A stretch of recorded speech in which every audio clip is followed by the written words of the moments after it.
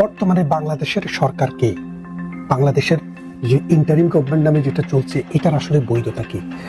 বাংলাদেশের যেই কোনো আইনের ভিত্তি, যেই কোনো আইনের বৈধতা, যেই কোনো আইন এটা কার্যকর হবে কিনা সেটা ডিপেন্ড করে আমাদের কনস্টিটিউশনের উপরে। আমাদের বাংলাদেশের একটা স্বাধীন দেশের একটা কনস্টিটিউশন আছে, পিপল রিপাবলিকস অফ বাংলাদেশের। এই সংবিধানটি 1972 সালে প্রণীত হয়েছে। বিভিন্ন সময়ের প্রয়োজনে এটা অ্যামেন্ডেড হয়েছে। এখন পর্যন্ত এটাই হচ্ছে বাংলাদেশের প্রজাতন্ত্রের বৈধ আইনের ভিত্তি। সুতরাং এই আইনে যা বলা আছে তার বাইরে গিয়ে যদি কেউ নিজেকে সরকার দাবি করে, সরকার প্রধান দাবি করে, উপদেষ্টা দাবি করে, এটার কোনো আইনি ভিত্তি নেই। যদি কোনো বৈধ গভর্নমেন্ট থাকে, অর্থাৎ বাংলাদেশে কনস্টিটিউশনের ভিত্তিতে কোনো সরকার হলে সেই সরকার চাইলে তাদেরকে বিচারের আওতায় নিয়ে আসতে পারবে।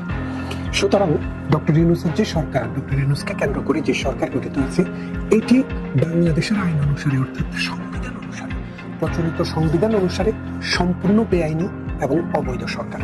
কেন বলছি আপনাকে বলি, আপনি যদি বাংলাদেশ কনস্টিটিউশনের 57 অনুচ্ছেদে যান, সেখানে কি বলা আছে যে বাংলাদেশের কোনো প্রধানমন্ত্রী যদি, নির্বাচিত প্রধানমন্ত্রী যদি সরকারের পদ থেকে, অর্থাৎ তার পদ থেকে পদত্যাগ করেন, অথবা উনি যদি সংসদে আস্থা হারান, অথবা একজন মানুষ তো মারাও যেতে পারেন, কোনোভাবে যদি উনার পদ শূন্য হয়, তাহলে দুইটা ইস্যু। একটা হলো উনি বেঁচে থেকে যদি পদ শূন্য হয়, আরেকটা হলো উনি মারা যাওয়ার পর যদি পদ শূন্য হয়। বেঁচে থাকার পর যদি পদ শূন্য হয়, উনি যদি পদত্যাগ করেন, অথবা ওনাকে যদি বাধ্য করে পদত্যাগ করানো হয়, অথবা সংসদ কর্তৃক যদি তিনি অপসারিত হন, তাহলে পরবর্তীতে একজন প্রধানমন্ত্রী নিয়োগ হওয়ার আগ পর্যন্ত উনি ওই পদে বাংলাদেশের বৈধ প্রধানমন্ত্রী হিসেবে বিবেচিত হবেন। যেহেতু প্রধানমন্ত্রী শেখ হাসিনা বেঁচে আছেন, তাকে দেশ ত্যাগ করতে বাধ্য করা হয়েছে, এবং ধরলাম আমরা জানি না যে উনি নিজে পদত্যাগ করেছেন নাকি তাকে বল প্রয়োগ করে পদত্যাগ করানো হয়েছে। উনি স্বেচ্ছায় পদত্যাগ করুন অথবা বল প্রয়োগ করে পদত্যাগ করানো হোক, উনি কিন্তু পরবর্তী প্রধানমন্ত্রী নির্বাচিত হওয়ার আগ পর্যন্ত বাংলাদেশের বৈধ প্রধানমন্ত্রী। এবং আজকেও তিনি, এই আজকে 2024 সালের 30শে অগস্ট উনি কিন্তু এখনো প্রধানমন্ত্রী। দ্বিতীয়ত, একটা সময়ে বাংলাদেশের কনস্টিটিউশনে তত্ত্বাবধায়ক সরকার ব্যবস্থার একটা বিধান ছিল। সেই বিধানটি সংসদে, বাংলাদেশের নির্বাচিত সংসদ সদস্যদের মাধ্যমে সংসদে সেটি গৃহীত করা হয়েছে। কিসের আলোকে? বাংলাদেশ সুপ্রিম কোর্টের একটি মামলার আলোকে। সুতরাং সেই বিধানটি আর বাংলাদেশে এখন নেই। যেহেতু সেই বিধানটি বাংলাদেশে নেই, সেহেতু কোনোভাবেই বর্তমানে এই সরকার বৈধ সরকার নয়। দ্বিতীয় আরেকটি বিষয় আছে যে এই অবৈধভাবে যারা ক্ষমতা দখল করেছে বা যাদেরকে ক্ষমতা দেওয়া হয়েছে, তাদের কি হবে? সংবিধানের 142 অনুচ্ছেদে কিভাবে কোনো কিছু সংযোজন বিযোজন করতে গেলে, অর্থাৎ আমাদের আইন যেটা আছে, কনস্টিটিউশনকে যদি বদলাতে হয়, কারা বদলাতে পারে? তত্ত্বাবধায়ক সরকার, ইন্টারিম গভর্নমেন্ট। তারা কি আমাদের বাংলাদেশের আইনের ভিত্তিকে কি তিনি বদলাতে পারেন? পারেন না। কেন পারেন না? কারণ বদলাতে হলেও পার্লামেন্ট লাগবে, অর্থাৎ জনগণের উইশ হচ্ছে পার্লামেন্ট। এই পার্লামেন্টের ইচ্ছার ভিত্তিতে, সংখ্যাগরিষ্ঠতার ভিত্তিতে কখনো কখনো বাংলাদেশ কনস্টিটিউশন দুষ্পরিবর্তন। কেন বলেন? বাংলাদেশ কনস্টিটিউশনের দুইটা পার্ট আছে। একটা পার্ট হচ্ছে মানুষের ফান্ডামেন্টাল রাইট, এবং কিছু স্পেসিফিক আর্টিকেলকে বলা হয়েছে যে এই আর্টিকেলগুলো সংসদের 300 জন সদস্য একসাথে ভোট দিয়ে পরিবর্তন করতে পারবে। এটার জন্য লাগবে হলো গণভোট, অর্থাৎ যেগুলা আমাদের 1972 সালে প্রণীত সংবিধানের, যেটা আজকে পর্যন্ত বেঁচে আছে, সেটার যে ফান্ডামেন্টাল স্ট্রাকচার, এটাকে চেঞ্জ করতে হলে প্রথমে গণভোট দিতে হবে।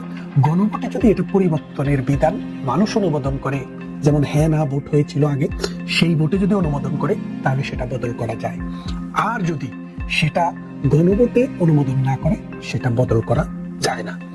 2 নম্বর কথা হচ্ছে, যেই সব বিষয় ফান্ডামেন্টাল বিষয় নয়, অর্থাৎ বাংলাদেশ কনস্টিটিউশনের ফান্ডামেন্টাল ভিত্তি হিসাবে পরিগণিত নয়, সেগুলোকে পরিবর্তন করতে হলে সংসদের মোট সদস্যের 2/3, অর্থাৎ যদি 300 জন হয়, সেই ক্ষেত্রে 200 জনের ভোট দিয়ে আপনি পরিবর্তন করতে পারবেন। তার মানে হচ্ছে বাংলাদেশ সংবিধানকে পরিবর্তন করা, বাতিল করা বা যত কিছুই করা হোক, সংসদের নির্বাচিত সদস্যদের মাধ্যমেই কিন্তু সেটা করতে হবে। বর্তমানে যেটা হয়েছে সেটা কিন্তু সংসদের ভোটে হয়নি। তৃতীয় আরেকটি বিষয় আসছে, অনেকে বলে থাকেন যে প্রেসিডেন্ট করেছেন, প্রেসিডেন্ট তো নির্বাচিত, কিন্তু বাংলাদেশ কনস্টিটিউশনে প্রেসিডেন্টকে এরকম কোনো ক্ষমতা প্রদান করা হয় না। আর এই ক্ষমতা যদি প্রদান করতে হয় তাহলে সেটা পার্লামেন্ট করবে। বলা আছে যদি পার্লামেন্ট কর্তৃক উনি রিকোয়েস্টেড হন, অর্থাৎ ওনাকে যদি রিকোয়েস্ট করা হয় পার্লামেন্ট থেকে যে আপনি সংসদকে ভেঙে দেন, প্রধানমন্ত্রী কি করলো? পদত্যাগ করলো। পদত্যাগ করে উনি যদি বলে যে আপনি পার্লামেন্ট ভেঙে দেন, তারপরে উনি ভেঙে দিতে পারেন। কিন্তু সেক্ষেত্রে প্রধানমন্ত্রী শেখ হাসিনা কখনোই উনাকে সেই রকম আদেশ বা অনুরোধ করেননি।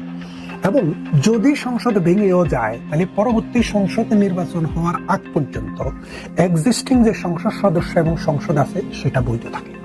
তার মানে হচ্ছে কোনোভাবেই আজকের কোন সংসদ সদস্য, আজকের কোন মন্ত্রী, আজকের কোন প্রধানমন্ত্রী এখনো বাংলাদেশের যে আইন মোতাবেক, আইন কাঠামো মোতাবেক আমাদের রাষ্ট্র পরিচালনার দায়িত্বে আছে। আর যারা রাষ্ট্র পরিচালনার নামে তত্ত্বাবধায়ক সরকার বা অন্তর্বর্তীকালীন সরকার নামে আছে তারা আইনগত কোনো ব্যক্তির উপরে নেই।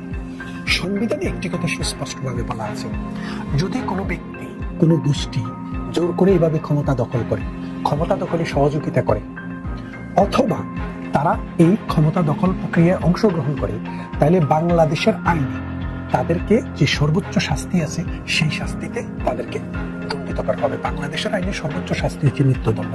অর্থাৎ ডক্টর ইউনূস সহ যারা সরকারে আছেন তারা এই কনস্টিটিউশন অনুসারে বাংলাদেশের এখন কিন্তু মৃত্যু পরোয়ানা মাথায় নিয়ে আছে। বাংলাদেশের কনস্টিটিউশনে একটি ধারায় বলা আছে যে বাংলাদেশের এমন কোনো আইন হতে পারবে না যেটা মানুষের মৌলিক মানবাধিকারের টোটাল পরিপন্থী, অর্থাৎ স্পিরিট অফ কনস্টিটিউশন। এই যে এই কনস্টিটিউশন যে স্পিরিট, এটা যা রক্ষা করার জন্য বলা হয়েছে, সেরকম বিরোধী কোনো আইন যদি সংবিধানে প্রণীত হয় তাহলে যেই অংশটুক সংবিধানের ফান্ডামেন্টাল স্পিরিটের সাথে যায় না সেটি অটোমেটিক্যালি নাল এন্ড ভয়েড, অর্থাৎ এটি কোনো আইন নয়। অর্থাৎ সুপ্রিম কোর্ট বলেছে যে পঞ্চম সংশোধনী বা ওই যে ইন্ডেমনিটি অধ্যাদেশ এটি বাংলাদেশের সংবিধানের অংশ নয় এবং এটিকে পাশ করা যাবে না। সুতরাং এটি আইনে ছিল না। তো সেই জন্য বলছি এই সংবিধানটিকে কোনোভাবে অ্যাব্রোগেশন করার, সাসপেন্ড করার কোনো ক্ষমতা বর্তমান সরকারের নেই। মজার ব্যাপার হচ্ছে দেখেন, এই সরকার যখন ক্ষমতা গ্রহণ করে তারা কিন্তু এই সংবিধানটিকে সাসপেন্ডেড করেনি অথবা এটাকে অ্যাব্রোগেট অর্থাৎ এটাকে বাতিল ঘোষণা করেনি। উনি কিন্তু শপথ দিয়েছেন বাংলাদেশের প্রেসিডেন্টের কাছে। তার মানে হচ্ছে প্রেসিডেন্ট একটা কনস্টিটিউশনাল প্রতিষ্ঠান, এই কনস্টিটিউশনাল প্রতিষ্ঠানের কাছেই কিন্তু উনি শপথ দিয়েছেন। এবং জায়গায় জায়গায় মামলা দেওয়া হচ্ছে। এই মামলাগুলো কিসের ভিত্তিতে দেওয়া হচ্ছে? বাংলাদেশের প্রচলিত আইন অনুসারে। এই আইনের ভিত্তিটা কি? আমাদের এই সংবিধান। এই সংবিধানটা যে বেঁচে আছে ওনারাও কিন্তু স্বীকার করছে। এই সংবিধান যদি বেঁচে থাকে তাহলে ওনাদের ক্ষমতা চালানো, ক্ষমতা দখল করা কোনোভাবেই বৈধ নয়।